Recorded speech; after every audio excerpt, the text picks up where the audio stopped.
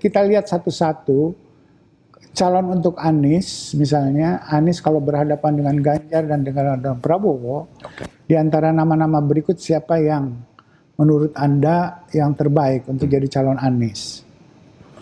Ini untuk kasus Anies Baswedan berhadapan dengan Ganjar dan Prabowo. Saya mau masukkan di sini nama Sandiaga Uno, Agus Harimurti, Erick Thohir, dan seterusnya, sampai Yahya Khalil Stakuf. Karena saya melihat Anies dan partai-partai pendukungnya juga cukup inklusif. Dia mencari gitu ya. Nah, walaupun ini studi sebelum Sandiaga Uno bergabung dengan P3.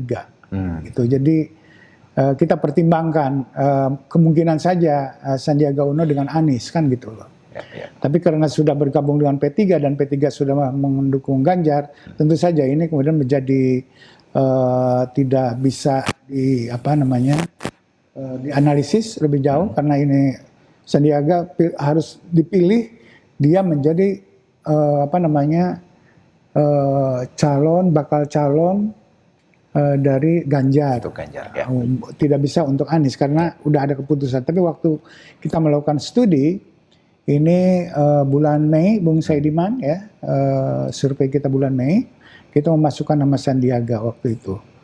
Nah, kita melihat Sandiaga cukup menonjol ya, cukup ya dibanding nama-nama yang lain. Tapi kalau Sandiaga 21,9, kalau Sandiaga dikeluarkan, tentu saja di sini yang nomor 2-nya adalah Agus Harimurti Yudhoyono, ya, dengan selisih yang cukup jauh dengan Erick Thohir, Mahfud MD dan seterusnya. Jadi yang kompetitif di sini adalah ada 2 nama ya, Sandiaga Uno sama Agus Harimurti Yudhoyono.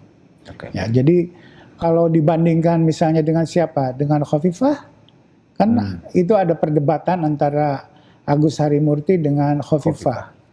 Khofifah di sini 6,1, Agus Harimurti 16,7. Jadi kalau model pertanyaannya seperti ini, Bung Saidiman ya, dengan jumlah nama seperti ini, itu kita dari sekian nama ini ada sekitar 10 nama ini Bung Saidiman. Maka nama-nama itu terdistribusi gitu. Pilihan masyarakat itu terdistribusi cukup menyebar gitu ya. Dan tidak ada yang terlalu menonjol dalam hal ini. Jadi tidak ada yang mendapat dengan selisih misalnya 10% gitu. Itu tidak ada. Tapi nantinya kalau dibuat harus jadi lebih sedikit, pasti akan ada yang cukup menonjol, kira-kira begitu. Tapi setidaknya dari 10 nama ini kita lihat ada 2 nama yang paling atas. Yang paling atas. Dan karena Sandiaga sudah bergabung dengan koalisi PDIP, maka yang paling atas AHY. AHY sementara ini. Kalau model pertanyaan seperti ini, gitu Bung Saidiman ya. Itu untuk ke Anies Baswedan. Untuk Anies Baswedan, AHY yang paling kompetitif. Jadi ada perbedaan 7%. Ini margin of error-nya sekitar 3%, Bung Saidiman. Jadi itu signifikan perbedaan itu. Ya. Antara Erick dengan Agus Harimurti, gitu ya. Berikutnya kita Ganjar Pranowo berhadapan dengan Anies dan Prabowo Subianto. Nah, kita tahu ya PAN, kita dari opini yang berkembang adalah atau harapan yang disampaikan oleh PAN ke publik adalah agar Erick menjadi calonnya Ganjar. Kira-kira kan kayak begitu. Kita melihat di sini Erick, Sandiaga Uno, kita masukkan lagi di sini ya. Kalau Erick dengan Sandiaga Uno dengan Mahfud MD dan seterusnya, kita menemukan di sini Erick bedanya sekitar 5%. Untuk signifikan secara meyakinkan harus 2 kali margin of error. Jadi harusnya Erick 21, kira-kira lebih seperti itu Bung Saidiman, atau 20 begitu. Itu baru kita bisa yakin. Kalau ini saya anggap sebagai kurang lebih seimbang antara Erick Thohir dengan Sandiaga Uno. Kalau Erick Thohir dengan Mahfud MD itu memang berbeda signifikan, kira-kira begitu ya. Itu jadi ada di sini Erick, nama Erick untuk Ganjar Pranowo cukup gitu ya, bagus. dibanding tokoh-tokoh yang lain, terutama kalau dibandingkan dengan Khofifah, dibandingkan dengan AHY kita masukkan karena apa ya sangat dinamis seperti itu. Airlangga Hartarto juga kita pertimbangkan tentu saja sebagai pimpinan partai yang besar.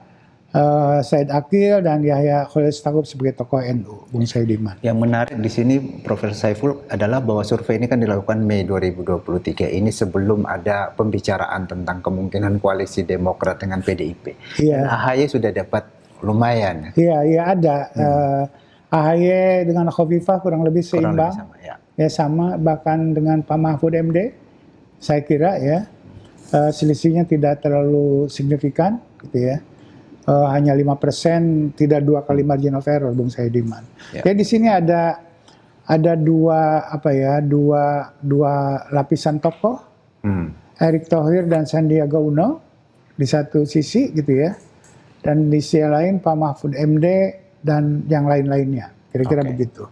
Tapi selisihnya secara umum ini tidak terlalu besar, dan misalnya siapa Khofifah itu masih bisa kompetitif. Nanti kalau kalau jumlahnya ini disedikitkan, bisa jadi ini Khofifah juga bisa naik, bisa menyerap dari misalnya kalau Pak Mahfud nggak ikut, orang yang memilih Pak Mahfud bisa pindah ke Khofifah, misalnya seperti itu, Bung Saidiman. Tapi secara kasar kira-kira opini kalau kita sodorkan nama-nama ini, distribusinya kurang lebih seperti ini, Bung Saidiman.